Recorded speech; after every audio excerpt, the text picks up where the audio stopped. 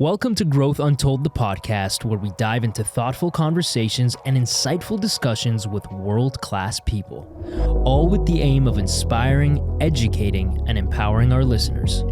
I'm Mena Massoud. And I'm Alex Maryuen. We are thrilled to have you here with us on this exciting journey to explore the diverse stories and the ideas that have the power to shape the world for the better. We believe in the power of storytelling and sharing knowledge from diverse perspectives. In each episode, we'll bring you incredible guests from all walks of life, from renowned experts and trailblazing innovators to artists, activists, and community leaders. Our goal of the podcast is not only to be inspired ourselves, but also to inspire the next generation of changemakers. We want to uplift the voices of communities from every corner of the globe and showcase their unique contributions to the world. And as we venture into these conversations, we'll explore a wide range of topics, from technology and innovation to culture, arts, and social impact. There's so much we can learn from each other, and that's what makes this podcast so exciting. So welcome to Growth Untold, the podcast.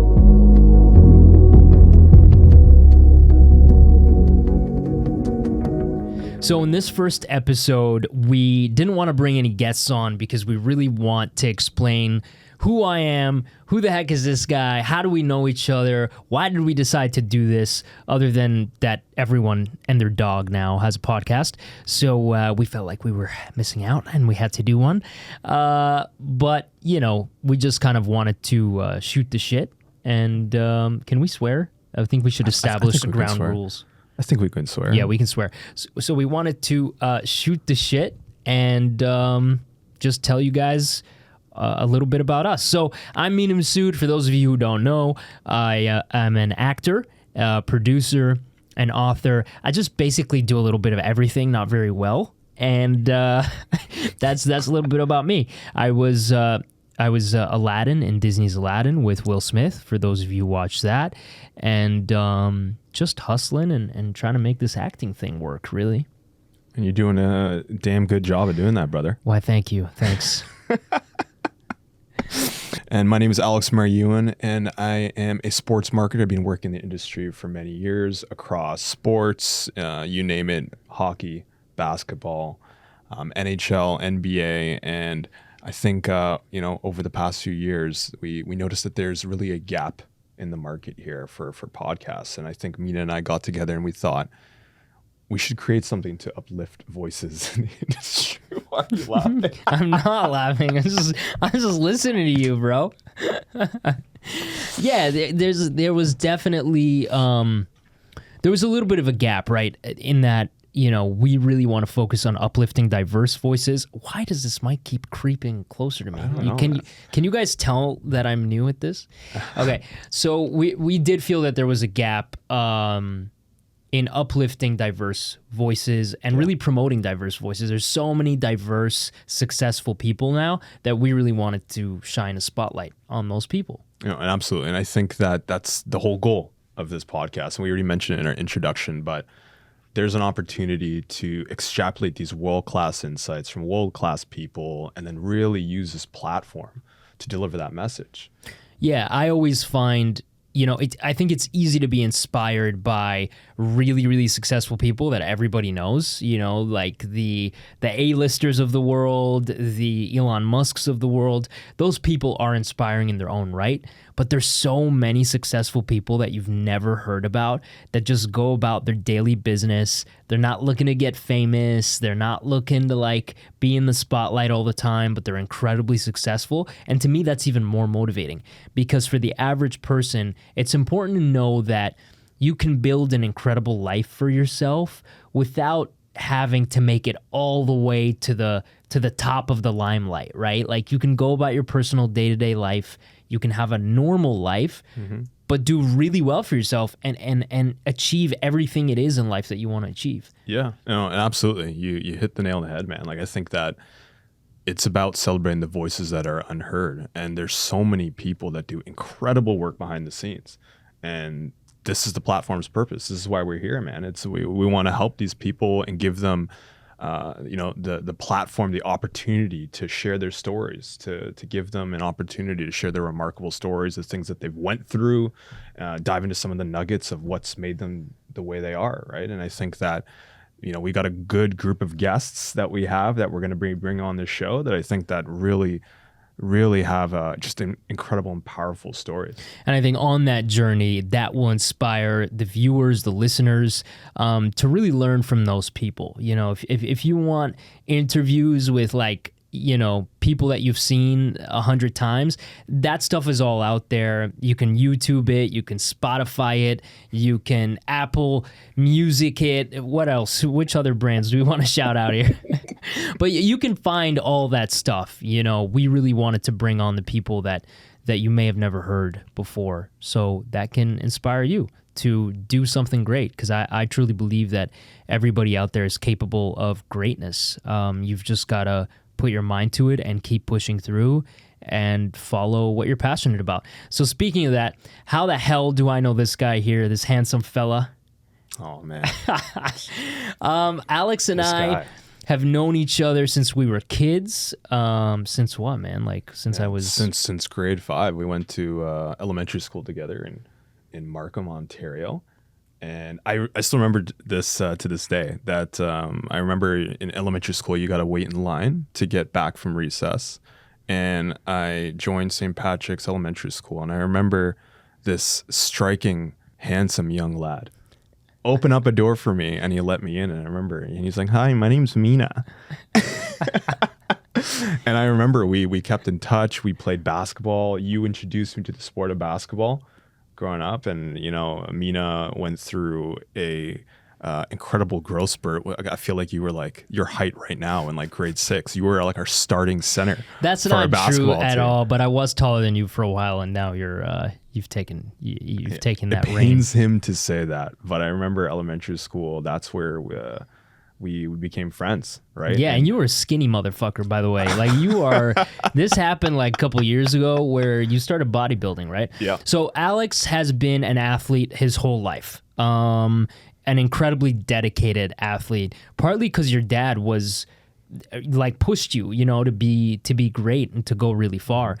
So I've known Alex's parents obviously for decades as well, and your sisters and your family, and your whole family took sports very seriously. Like your sister Chantel was like, she definitely won some shit, right? Like I don't know exactly what, but she definitely won some races and stuff, right? Yeah. Listen, man, we're fortunate to be in that environment where our dad signed us up in so many different sports growing up. He wanted us to find our passions at an early age. And I feel like that's why it fueled us to want to achieve so much. But especially track and field. And field, cross country, you name it. He wanted us to be the next Usain Bolt before Usain Bolt became Usain Bolt. Right. Say that 5 times fast. And I did track and field, and we kind of, grew our friendship closer to that.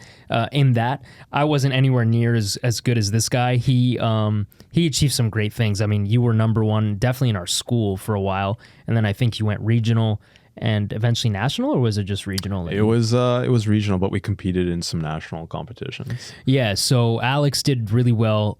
Was a very intense sprinter. We'll throw up some photos, because I think we have photos of me and you at track meets and stuff. In cross country, which is insane. I was a pretty good long jumper. I think at my peak, at my pinnacle in grade 7. Which, for the listeners that might not go by grades, what age is that? Grade 7? I don't even know, 10. 9? No. Oh, yeah, because you're in high school in grade 9. So what, 10? Math is hard. It's 10. So what, 10 or something? Yeah, so it's 10. So at my peak, when I was a grade 10 or something, I think I came second in long jump after Mike. Yeah, Mike was great, man. Mike was great. Yeah. And Stefan was a good high jumper. I got pretty decent in high jumping too. Decent. If there was a decathlon, you're familiar with decathlons, right? It's kind of.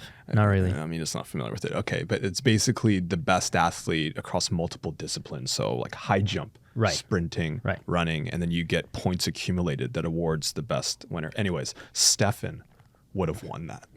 Yeah, he was pretty good at everything. Yeah, he was. Yeah. What is he doing nowadays? Do you know? I have no idea. But speaking of being good at everything, let's talk about you for a second, man. Let's talk about you for a second, Mr. Valedictorian. This guy, I don't know, something clicked in you. I remember you.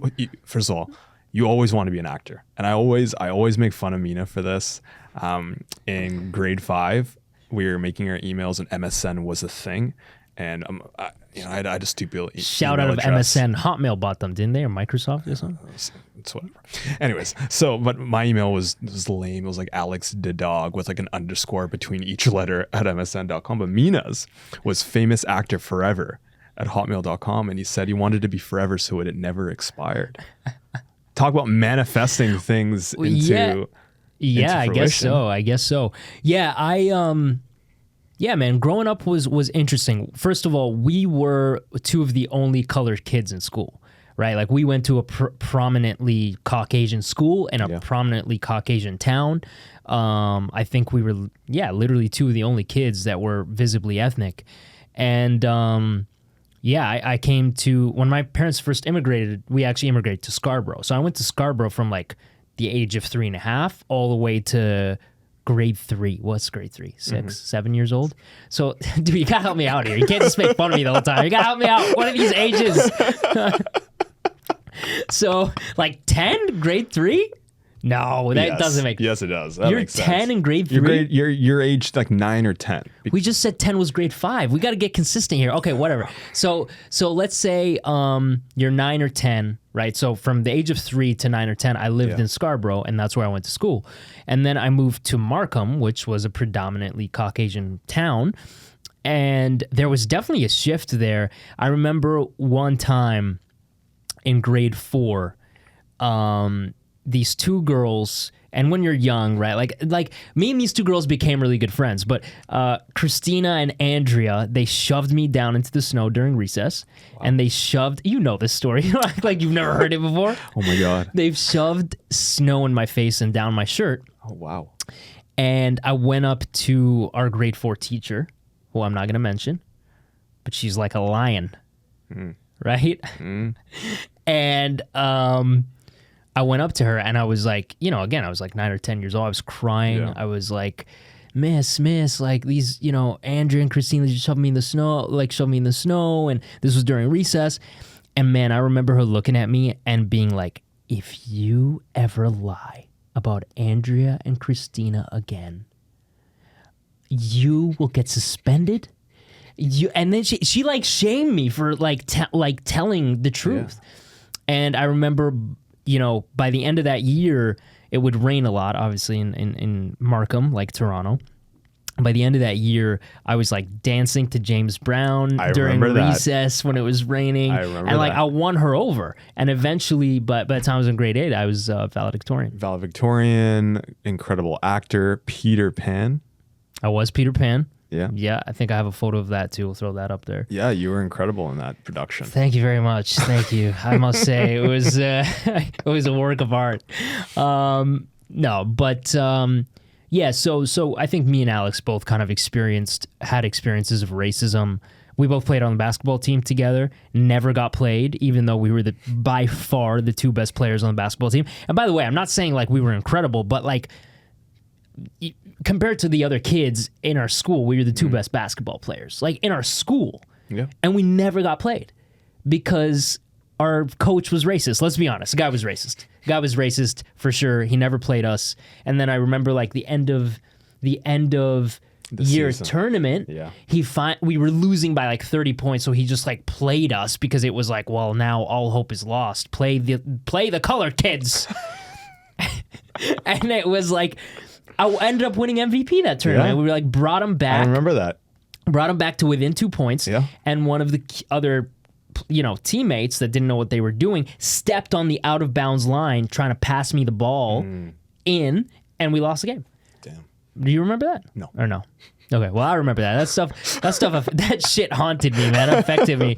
It's crazy when you're a kid. Like when I was a kid, I didn't think of it as racism, right? Because I don't think I even understood what that meant. Because my parents never really talked about racism or anything at home. We were just immigrants from Egypt, so it was just like put your head down and hustle. Yeah. But as I grew up, I was like, holy shit, those people were racist. And then it clicks that people are racist. There's racist ass people out there. So, yeah. Do you remember anything racist? Honestly, like I think we had like similar childhoods in that regard. That we had immigrant parents. My parents immigrated from Trinidad to Canada. Your parents immigrated from Egypt to Canada, and I think that we had like a similar mindset to, put the heads down, grind, work hard, let your work speak for itself. I know I hit my head against the mic a couple of times. I know, right? We're still getting used to this. We're fresh. I know, we're fresh, but I remember that it was definitely something that I feel like we weren't as educated on, right? Being people who are visible ethnic minorities and growing up, we didn't know about the oppression that existed for people of our designated group. And by the way, like it wasn't that bad. Like I'm sure there's much more racist, brutal places in America. Of course. Like I'm not saying it was bad at all. I loved Markham. I loved the people we were growing up with. Like I said, I ended up being like good friends with Andrew and Christina into high school even. Yeah. You know what I mean? And it was like it's little kids. You don't like that was probably their way of like trying to become friends, and so I get all that. I don't mean to be like, oh, this is like negative, like this sucks, but you start realizing that there's certain things you have to overcome as ethnic people when you're growing up. And by the way, Andrew was ethnic too, so it's not like it wasn't like a racist thing. I don't want it to seem like that in specific was racist, but I think when you're kids and you grow up in a town like that and the older adults treat you a certain way, it affects you. It affected me. And that's why I still remember these stories. Like I vividly remember where this happened. It was like the playground, we came out the back, you turn it right, the snowbanks near like the other entrance of the school. Like I remember this vividly. Yeah. And these are your formative years. And I think that, man, there's so many things in elementary school that helped us. I feel like that contributed to helping us decide which areas we wanted to work in, right? Like famous actor forever at msn.com, hotmail.com, whatever. I was always into sports. I had a passion for sports, and now I'm in the business of sports, right? And then you're an actor. I think it's just interesting that, the things that we did in elementary school really led us down this path. Yeah, they shape who you are. And we got to talk about one thing in particular, though. Yeah, well, cheers to this, by the way. Let's have some Dharma Jen to overcome our nightmares when we were kids. It's your first time tasting it, isn't it? Whoa. Do you like it? Yeah. Do you typically drink gin or no? No. But do you like it? It's good. It's good, a little smoky. Yes, because we use black cardamom. Nice aroma. Yeah, we use black cardamom. We use mango skin, green mango skin. So your dad would love it. Oh, my dad would Papa love it. Maryuen would love it. Papa, Mom Maryuen, Trinidad and Tobago. Arima, Trinidad. There you go. They love it. Mango trees on their front lawn and the backyard growing up. Well, there you go. So there's mango in this, turmeric, ginger, black cardamom, saffron. We just use like really, really high-end different botanicals from what you would typically get from it. This is sensational on an empty stomach. I know, right? You're going to feel it any second now. I already do. That's a little bit about our childhood. Then we went to high school together, right? Yeah. Did you leave for a couple of years, go somewhere else? No, man. I just wasn't as popular as Mena. I was putting my head down in the books. I was running. I was doing track. I was trying to make it to the basketball team. And Mena was just Mr. Popularity. That's not true at all. Don't give people misinformation, man. I was not popular at all. I was so scared to talk to all the beautiful, popular girls in high school. Like You and me both, brother. Yeah, we were so intimidated. I would say me and you in high school were like the middle of the ground, right? Like we weren't the losers, right? Like just put aside the judgment and just talk about like how high school is, right? There's like the labeled losers and there's the labeled cool kids, and there's people in the middle. We were just the people in the middle. Like we definitely weren't the cool kids. The cool kids were like not us. Definitely not us. Yeah, and I was and all the beautiful girls were cool kids. Yeah. And so I was always scared to talk to any of them. But I remember though that even though Mena was scared, I want to preface this. Mena was scared, yeah, sure, to talk to beautiful girls, beautiful women. But I do remember though, you on stage, like that was, and let's just go back a bit. You on stage, you had a gift of just being not even confident on stage. It was like your superpower. Like okay, that's sweet, man. Thank you. I know. But I remember even Peter Pan, like you felt like you were in your element. Yeah. In high school, when even in like improv club and you had to stand up in front of everybody and like command the stage, I felt like I was at a first TED Talk before TED Talks became a thing.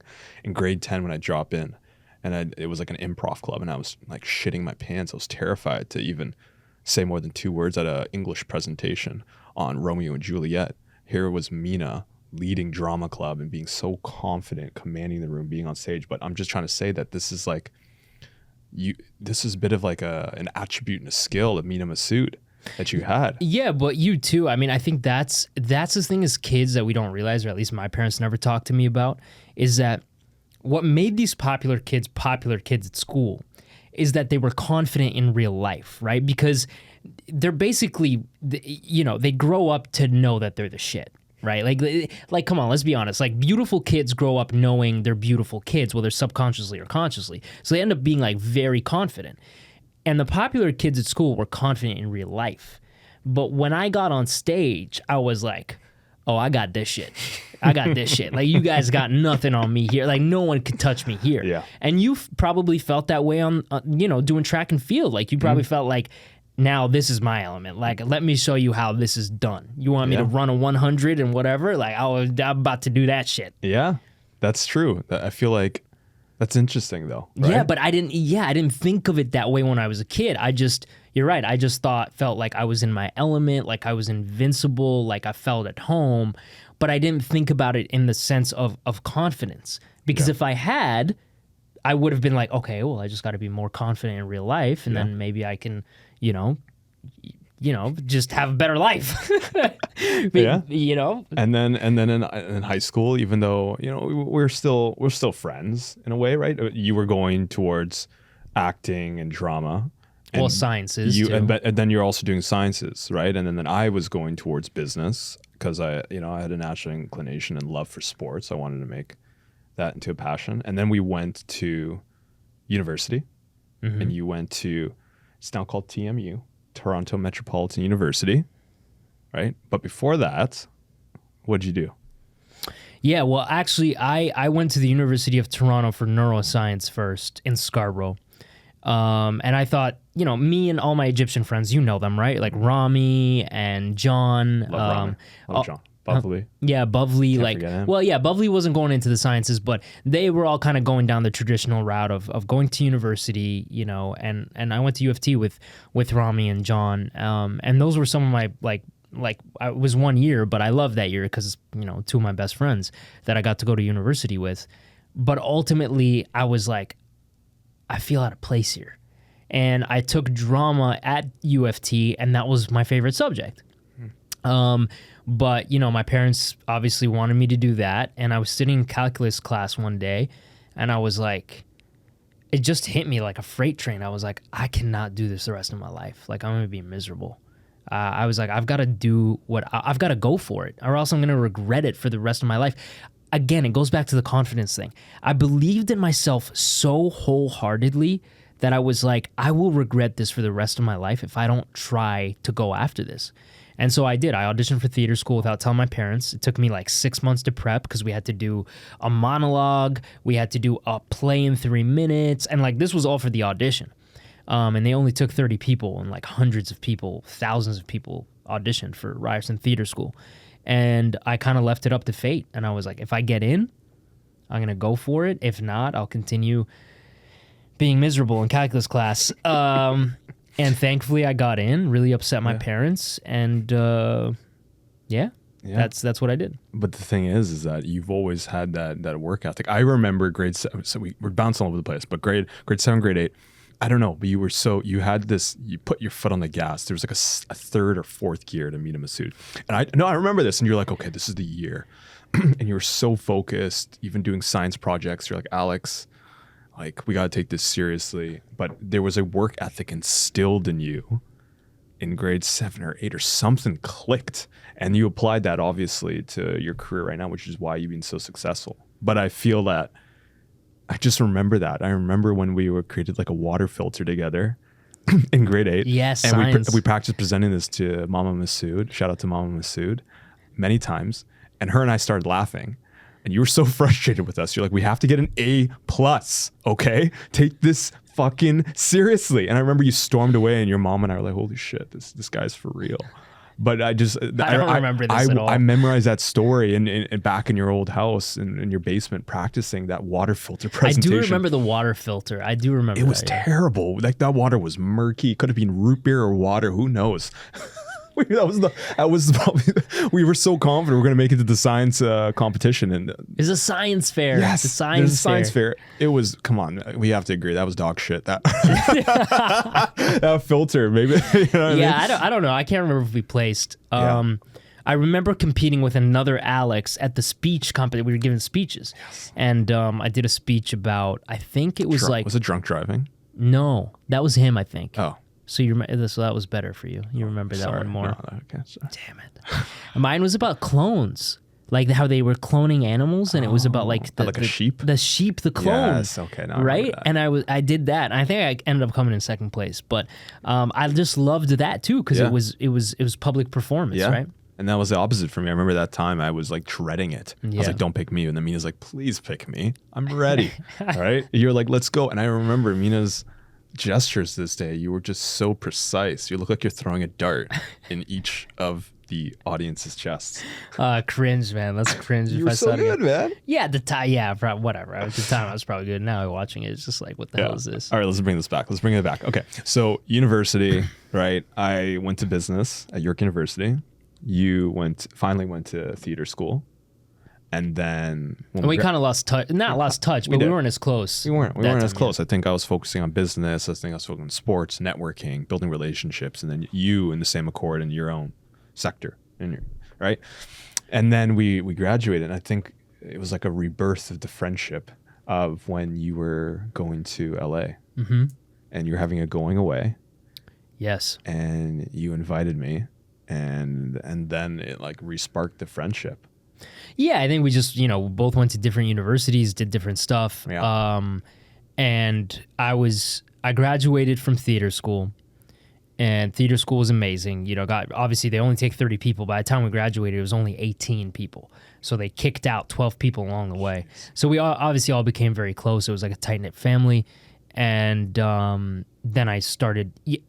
I'm a planner. So in the last year of theater school, I got a busing job at one of the most popular Mexican restaurants in the Distillery District. Yep. And I basically worked my way up because I was like, if I bus for 6 months, by the time I graduate, I'll be a server. And I need to be a server so I can make enough money to pay my mortgage and all this shit, because I had a mortgage, by the time I graduated university. You didn't know this? No. Yeah.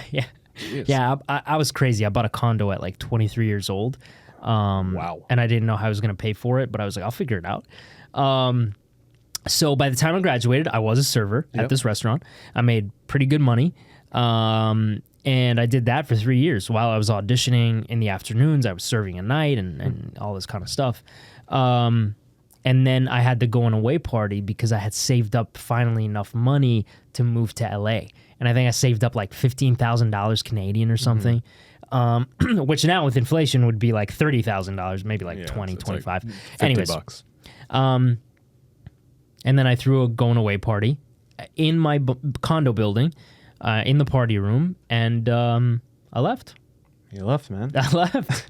And it was the best thing I ever did. It's the best thing you ever did, man, because I remember within a few months, it felt like literally a few months, your life changed. Yeah, that's pretty accurate. I mean, I had man, everything happens for a reason. I had broken up with my girlfriend of like 4 years, and it took me a while to get over it, but I think I mourned and I got over it. And then I moved to LA, and it was the most freeing thing ever, because moving to LA, I was like, I'm doing this shit. And I was so confident. And the reason I keep bringing up this confidence is because I will bring it back, I promise. But I was so confident moving to LA, I felt like, no one has to offer what I have to offer. And I honestly think that's why things just started happening for me so quickly, because I was so uber confident in myself that I was going to achieve greatness. And within a couple of months, I booked Jack Ryan with the great John Krasinski and Wendell Pierce. I got to do that with them, learned a lot from them. I had a small role in that. And then I booked a movie that came back and shot in Toronto. And then while I was on set for that movie, you know, I booked Aladdin. So you're right. It was with all a few months. I think I booked Aladdin. I moved to LA in January of 2017. I booked Aladdin in July of 2017. That is insane. Holy crap. Right? But okay, walk us through the process of you getting Aladdin. Yeah, like I said, I moved to LA. I rented out a closet inside of a bedroom. So one of my good friends now, she was renting out the bedroom. I was renting out the closet. In the bedroom, I bought an $80 air mattress from Target, and that's what I was sleeping on because I wanted to stretch my money as long as I could. Because I was like, it's only a matter of time. I just need to buy time, and essentially that's what I was doing. I was buying time for myself. Yeah. And so I was going out on auditions here and there in LA. I screen tested for a show called Wisdom of the Crowd with Jeremy Piven. And that was kind of my first screen test, so that gave me a lot of confidence. And while I was screen testing for that, I booked Jack Ryan. So even though I didn't book Wisdom of the Crowd, I went to Montreal, shot Jack Ryan. And, I was booking stuff here and there. I was like, all right, things are going well. Like, this is good. This is good. I'm making enough money to keep myself afloat.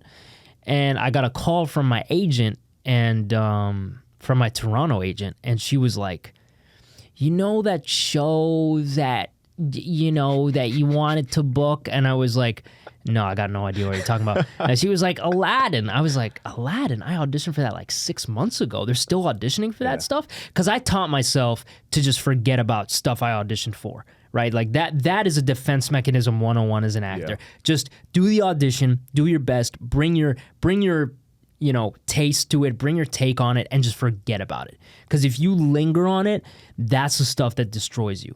And again, I'll bring this back to the whole confidence thing. So I forgot about it. And she was like, yeah, they're still looking for someone. And a lot of people don't know this, but I had auditioned for Aladdin, okay? Thousands of people had sent in self-tapes. And obviously, like, I'm gonna be real with you, sorry to say, but like, they ain't watching that shit. They're not watching that shit. They didn't watch my tape. The reason they found my tape is that they saw the news of me booking Jack Ryan, and they were having a hard time finding someone. So they were like, what about that guy? He just booked Jack Ryan with John Krasinski. He looks Arab.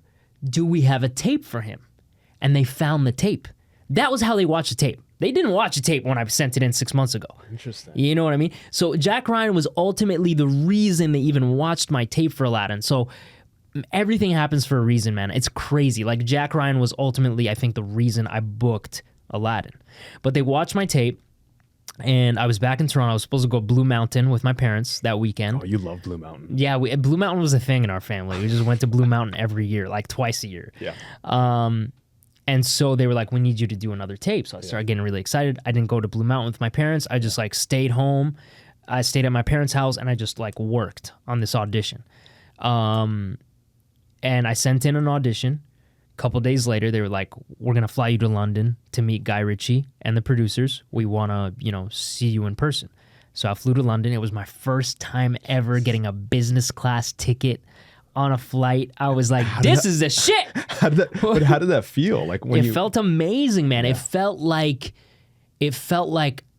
I knew this shit was gonna happen. Like I was like, I knew this shit was gonna happen. I'm like, I knew it, motherfucker. And again, I was confident throughout that whole process. And the other two guys I was testing with on Aladdin, I just felt like I had more confidence than them because I had been doing that. This was in 2017. I had booked my first professional gig in 2011. So I had already been doing this for a while. I went to theater school. Theater school was my life, man. It was 15 hours a day, 6 days a week, doing like Commedia dell'arte, clown, Shakespeare, the classics. Yeah, we did it all, right? So I was confident.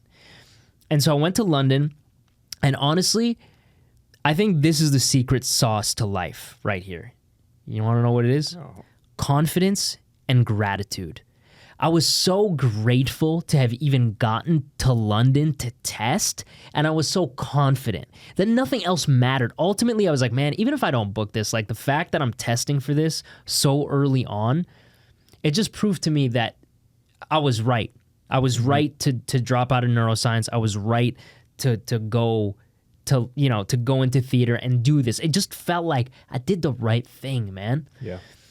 And so I went, I tested, I felt good about it. I flew back to Toronto, and then they called us again after a week. They're like, we need to fly you back to London. You're going to test again with, Naomi Scott and another actress who was up for the Jasmine role. So I went back and I tested with both these girls that were up for Jasmine. Obviously, Naomi Scott ended up booking the role.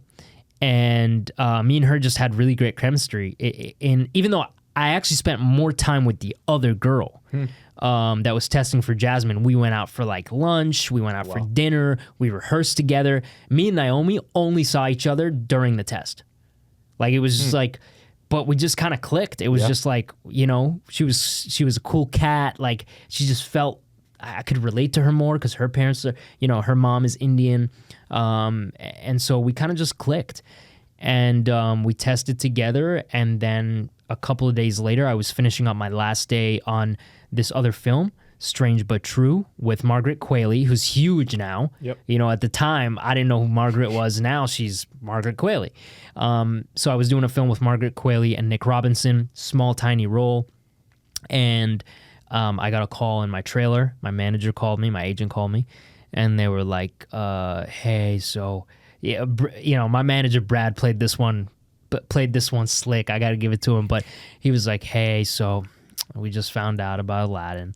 And my heart's like beating, right? I'm like, holy shit, like what? Like, oh, man, I didn't get it. Like, I didn't get it, whatever.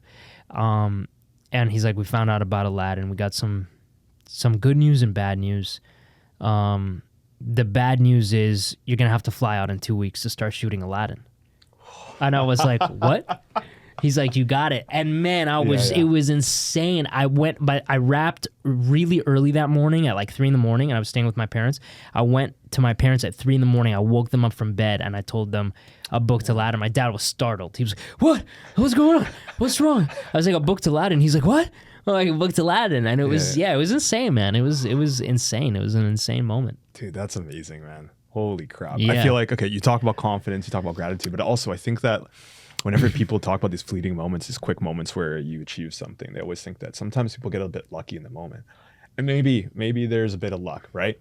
But I think it's about everything that happened up until that moment that people overlook, right? It is the reps that you put in for acting school. It's the reps you put in for auditions. They don't see the failures, right? And there was so much behind the scenes shit that you did to get to that short window, right? Mm-hmm. That's why you're so confident, man, because you prepared so much in advance, man. Right? Yeah. All these shows, all these were just reps. All of these were just reps to get you. Yeah.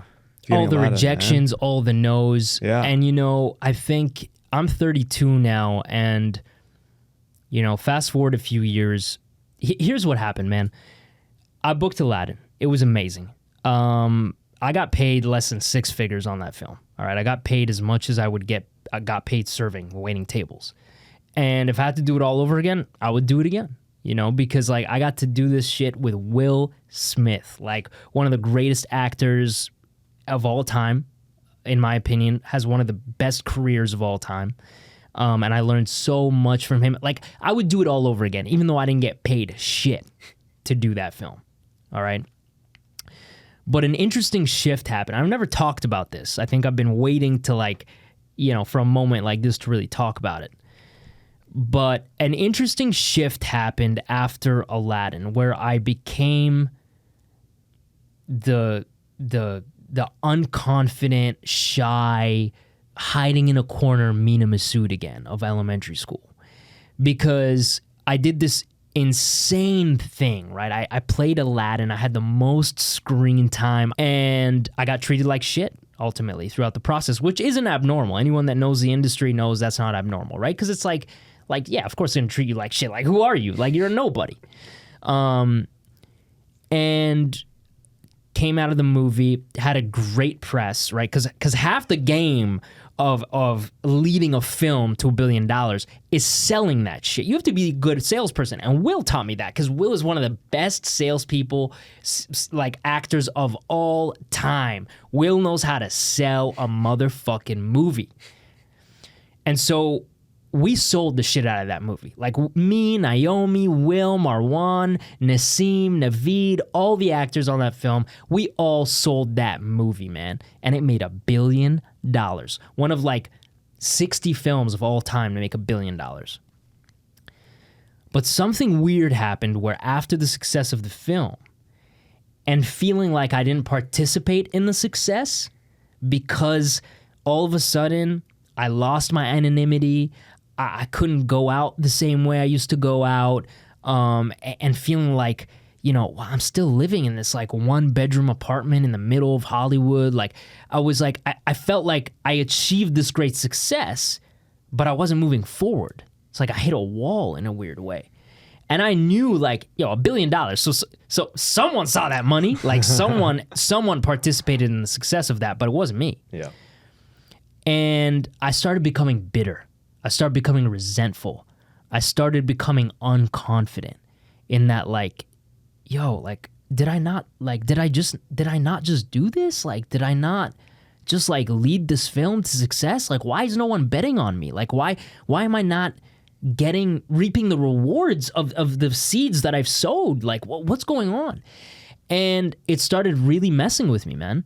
And I became bitter. I became resentful. I became unconfident. Like, oh, I must not be that good. Like, it must not be me. Like the movie must have succeeded. It like had nothing to do with me. Yeah. And I started disassociating with it. And things in my life, or my career at least, hit a wall. And I genuinely think it honestly had nothing to do with anybody else. I started blaming that on other people, like the industry's racist, like people are blind, they don't see this. But it was my lack of confidence that was bringing me down. It was my unbelief in myself that was bringing me down. It was me resenting it. It was me putting myself down. And that's what's taken me a few years to realize, because people forget, like, we shot Aladdin in 2017. It came out in 2019, and then COVID happened shortly after that.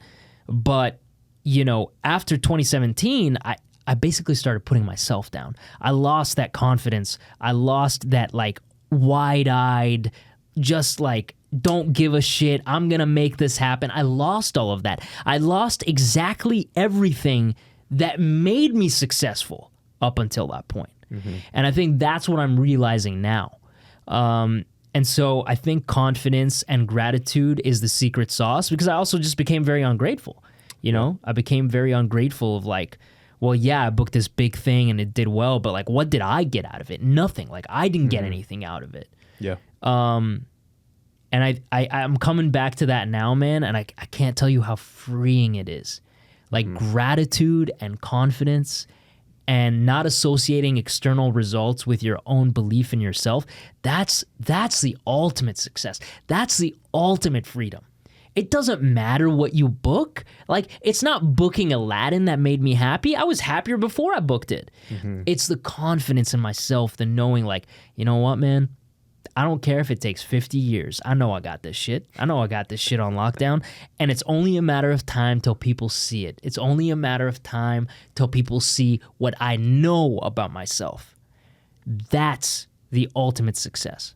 That's amazing. That's amazing that you went through that. Right? I think that entire experience was very important for you to go through. All right, because it reminds me of. I was listening to another podcast, and it was interviewing Olympic athletes.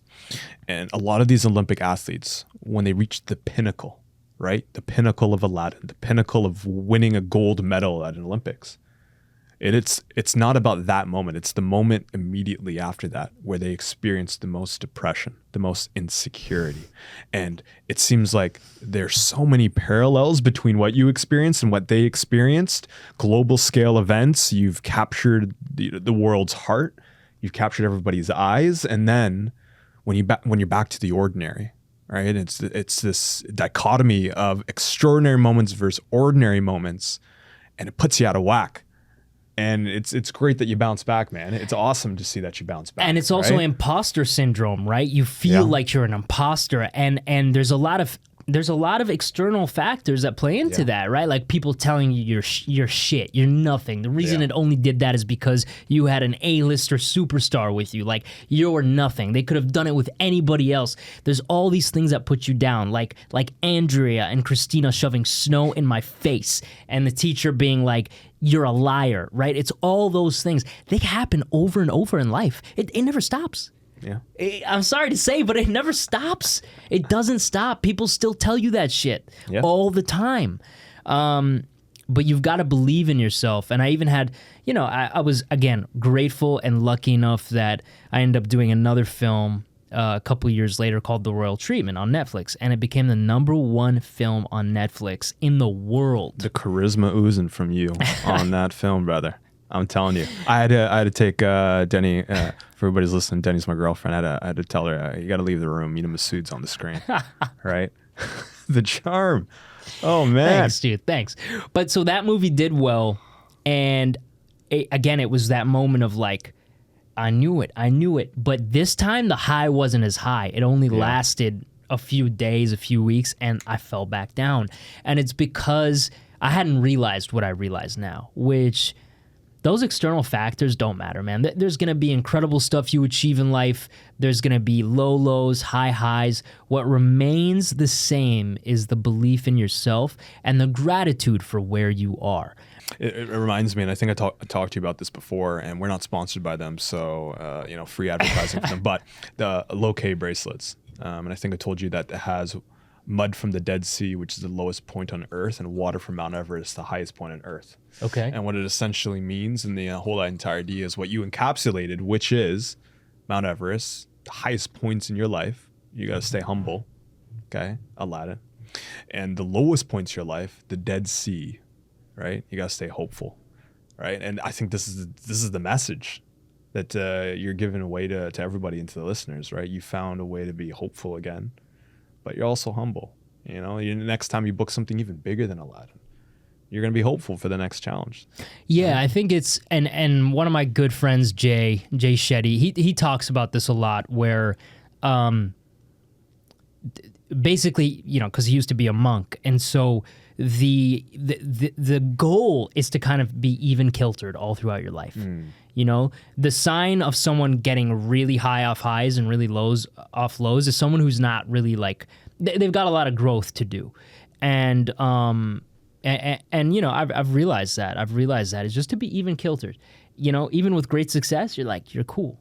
You're even kiltered. Things get really bad, you're cool. You're even kiltered. And obviously we're human, so it's not realistic to be that way all the time, but that's the goal, right? The goal is to kind of try and achieve that. And so, yeah, man, it's a work in progress, but it was a great lesson that came out of that. And I'm very grateful to be where I'm at and awesome, and take it as a journey.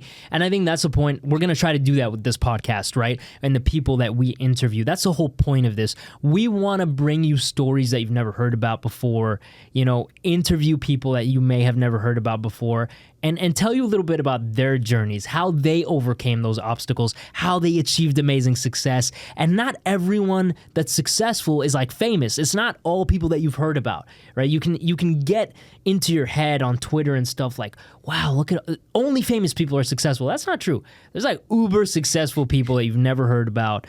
And I think they have a lot to offer and a lot of lessons to teach us. So that's what we're going to do here on the Growth Untold podcast. I agree, man. I think that the best podcasts that I see, the best books that you read, you serve on a platter for the people that are reading and viewing it, right? That you give them the keys to the car to extrapolate the nuggets that they can apply to their life, right? And what we're going to be doing is we're not double clicking on Mena Massoud, the actor. We're double clicking on the struggle. We're double clicking on how he overcame that.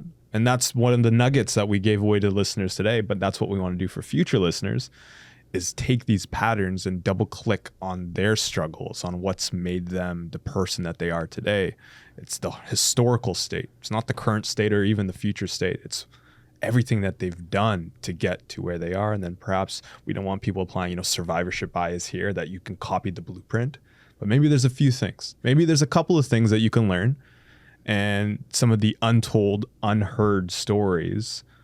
At least we can give that platform so people can hear these stories and they can apply it to their own lives. Thank you for tuning in for episode 1 of Growth Untold. Looking forward to having you guys along for the journey. Yeah, we'll continue to uncover more stories, more untold journeys, and you'll learn more about me and Alex on the way as well. But this is really going to be about our guests. You know, I think they have a lot to offer, so we're looking forward to sharing their stories, their journeys with you, and looking to inspire you. That's what this is all about. We want to inspire our listeners at home from all around the world that no matter what it is you want to do in life, you're going to experience tribulations, you're going to experience ups and downs, but if it's your passion, if it's what you want to do in life, try to use some of these nuggets to help you along the way. Couldn't say it better, man. All right. Thanks for tuning in and listening. Please subscribe, share, and join the journey of Growth Untold. Don't miss a single nugget. Hit that follow button now on Apple, Spotify, YouTube, and Instagram.